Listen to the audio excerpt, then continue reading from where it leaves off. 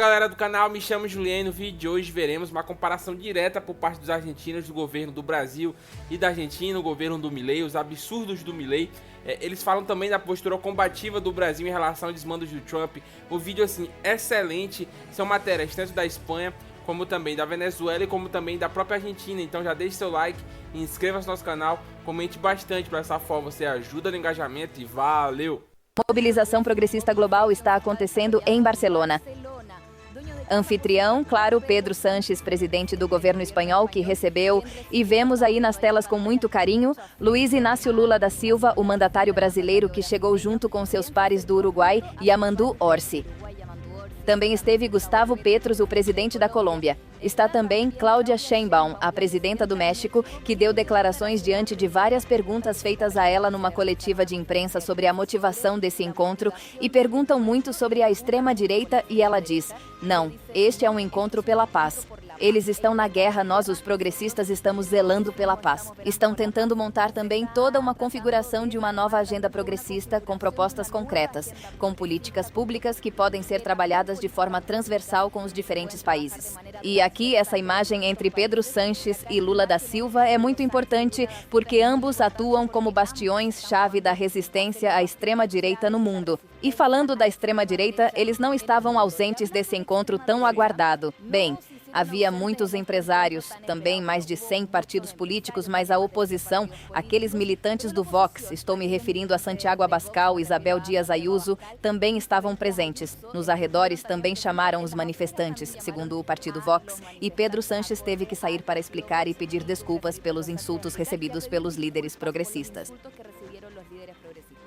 Muito pertinente, Júlio, essas desculpas devidas ao caso, porque claramente estavam tentando sujar algo que acontece no contexto de diferentes chefes de Estado reunidos, propondo uma nova agenda do progressismo, também para enfrentar os discursos de ódio e também aqueles que estão apoiando certas ações do mesmo mandatário norte-americano, Donald Trump.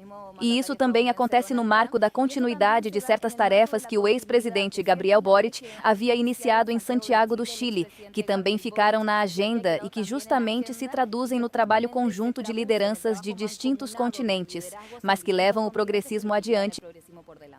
E essa cúpula abre uma expectativa muito grande, né?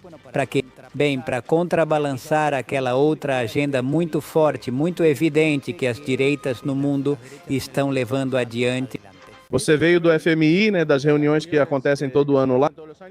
Qual foi a impressão que você teve lá e que conclusões dá para tirar desse encontro? Bem, vamos ver. Para a Argentina, o que está claro é que o país ainda depende muito do apoio do governo Trump.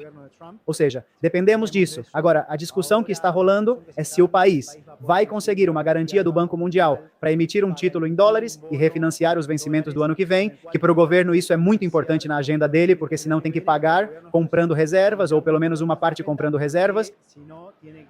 E a preocupação que isso obviamente gera é que para comprar reservas se emite, e isso acaba pressionando a inflação. Então, bom, com o apoio do governo Trump, fecharam a revisão. Os números do programa econômico não importam muito, porque o que tem aqui claramente é um empréstimo de caráter político e estão buscando ter mais para fazer frente aos vencimentos, porque, bom, está claro que a Argentina não conseguiu acesso ao mercado de crédito internacional. Não aconteceu com o modelo econômico atual. Sobre a economia da Argentina em geral, como você está vendo? Sobre a economia da Argentina em geral, como você está vendo? No geral, você tem uma mistura muito grande. O modelo em si, como um todo, não está funcionando para melhorar as condições de vida de quem trabalha. Isso não está acontecendo porque o que ocorre é que sim, a economia em média cresce, mas cresce principalmente por setores que não são os que impulsionam o emprego. A construção está se contraindo, o comércio se contrai, a indústria se contrai. Isso é o que mais importa para como a rua se sente, como se sente nas zonas urbanas a vida. Isso é difícil de mudar. Eu acho que vai ser bem parecido, porque o que o governo diz é, em algum momento vai haver um impulso no investimento privado nesses setores que vai fazer com que se recuperem. Já se passaram 2 anos e meio, não ocorre, não há nenhum INPE, o governo contraiu a obra pública, que é um motor importante da economia. Então, não há de onde impulsionar essa parte da economia.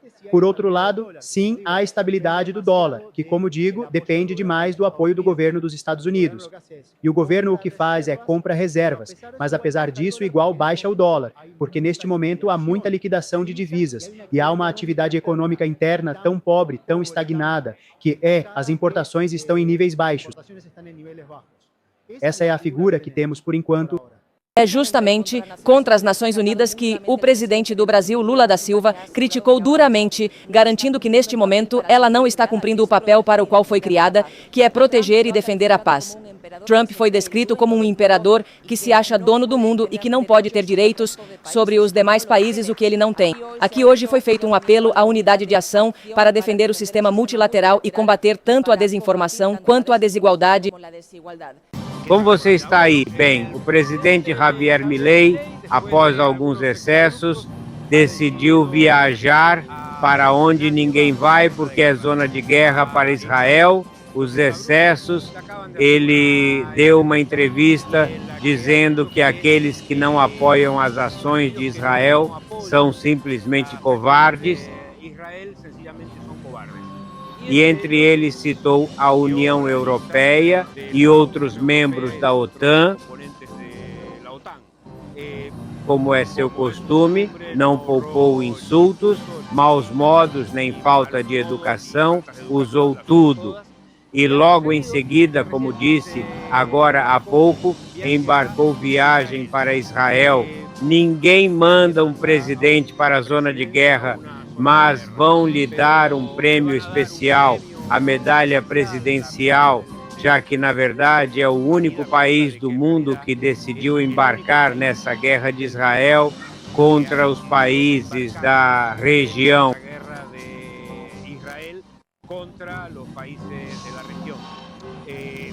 Isso é o que há, o que não se entende é essa fórmula de se apegar a um presidente genocida como o presidente Netanyahu, que praticamente não pode sair de Israel porque tem mandado de prisão no resto do mundo.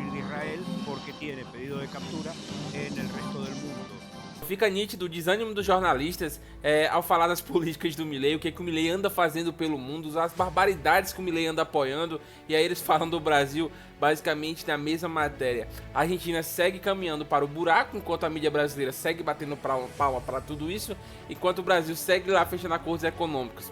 E uma coisa bem básica de diferença de postura, você pode só assistindo o meu vídeo de ontem com o vídeo de hoje.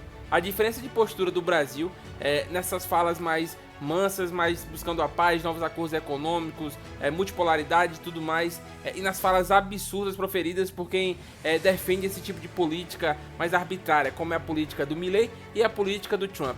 É só você assistir os dois vídeos, você não precisa fazer mais nada, que você já vai perceber tudo. Esse foi o vídeo de hoje, espero que tenham gostado, deixe seu like, inscreva-se no nosso canal, comente bastante, para essa forma você ajuda no engajamento e valeu!